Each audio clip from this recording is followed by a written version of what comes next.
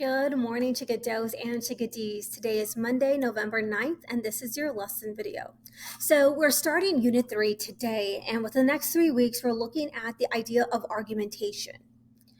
We need to reframe our mind. When we think about argumentation, I need you to look at it from an academic sense, because in most cases, when we think of argumentation, we think about real world experiences. We think of argumentation as a fight between two or more people.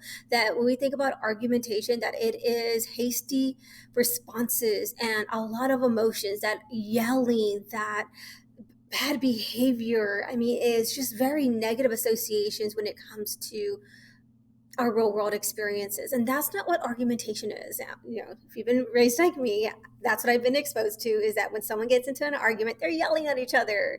Okay, they're saying hurtful things to each other. They're not making the best choices in the moment. It's all emotionally driven. We need to kind of scrap that mentality of argumentation when it comes to the English classroom.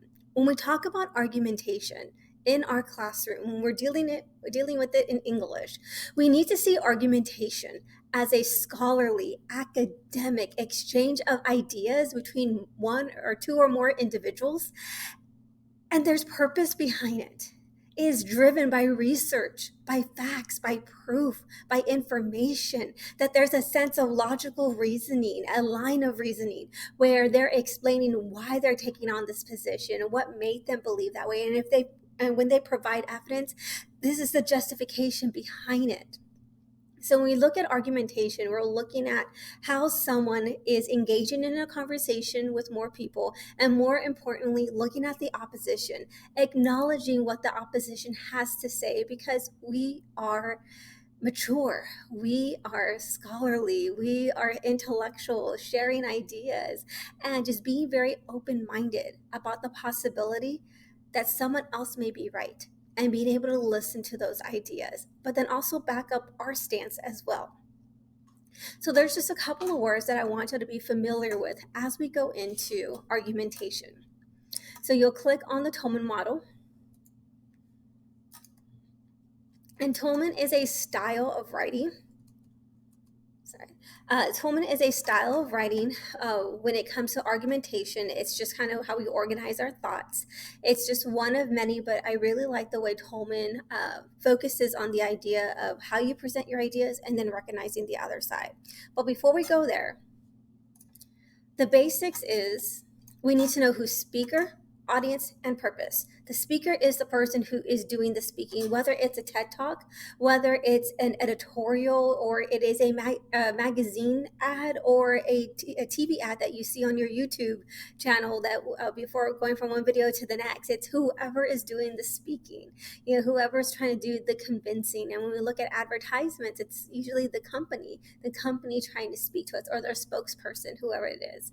However the case is, or whomever it is, the speaker is the one delivering the message. When it comes to audience, we know that from literature, it's like to whom that the piece is speaking to. But no longer can we say, oh, it's everybody. We're no longer looking at a larger collective of people. We're looking at a very targeted group of people.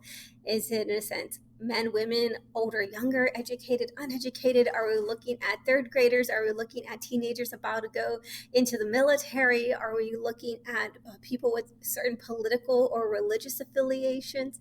Again, we're looking at this sense of a more targeted, more defined group of people, rather than just saying everybody. Okay. Because there's a purpose behind it. The purpose is what the speaker is trying to address. The purpose is what the writer is trying to get you to do, the way to persuade you.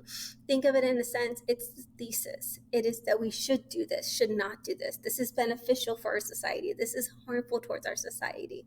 This is the stance that they're taking on the position, or any given prompt that's given to you. Like you've seen in the past, especially with your English 2-star exams, that was a persuasive piece. So when we talk about argumentations, this is what I need you to know: speaker, audience, purpose. As we delve more into it, we're going to be looking at, okay, so how do we develop this particular argument? How do I exchange my ideas in a very scholarly, academic way, and have it organized and be sure that I have all the elements that I need in order for it to be a scholarly, academic appeal? So the words that we're going to be working with is claim, grounds, warrant, backing, and the most important, rebuttal. So once we identify who the speaker is, to whom that speaker is speaking to, and what the purpose of the piece is, like what's their stance on the situation, are they for it, against it, we should not, this is good, this is bad. When we get to the claims, we know this already. We know this is our topic sentence. It's the reason. If they're saying that we should do this, then what are their reasons for it? And as we build our body paragraph, those reasons will be the topic sentences. That will be the first sentence of every paragraph. The reason why you're standing behind this position, this idea, the thesis of your essay. When we take a look at grounds, that's just another way of saying evidence. This is your evidence from the text from that particular article. It is the research that you have done, the studies that you compile to show that this is a good product, a bad policy, something that we should do, or something that's harmful to our environment. Whatever the case may be, when I'm asking for grounds, like, where's your proof? How do you know this? Who else has said this? It's your evidence. Warrant is kind of in a sense where you, in the context of what warrants your decision on this.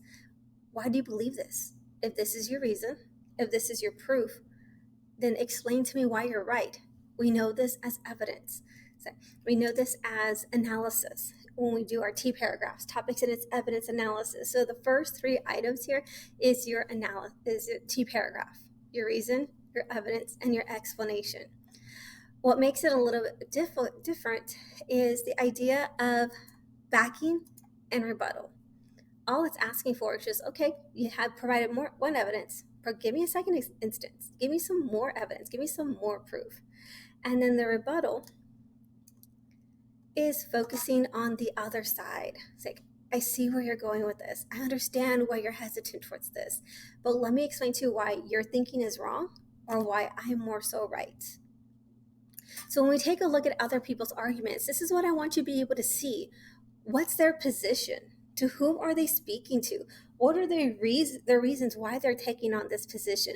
What evidence are they providing you to prove why they're right? And then their warranting, their analysis, their explanation of how it all fits together.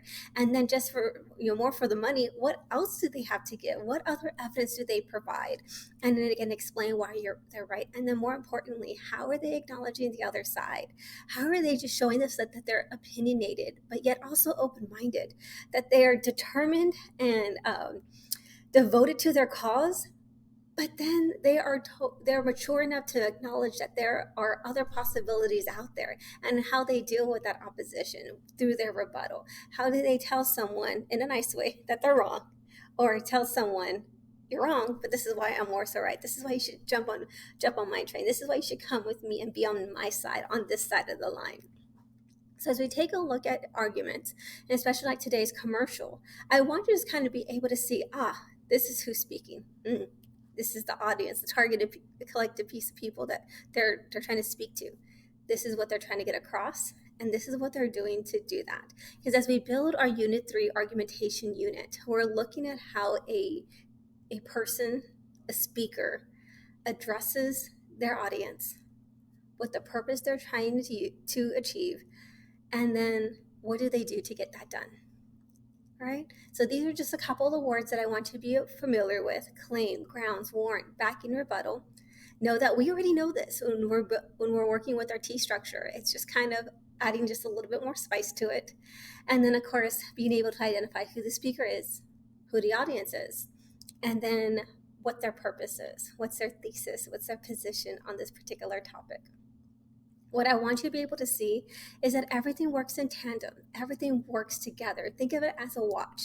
You open up a standard watch, mechanical watch, and you see all the gears, and they're clicking together. They're rotating together. That's working in tandem with each other. They depend on each other to achieve the overall purpose, which is to tell you the correct time.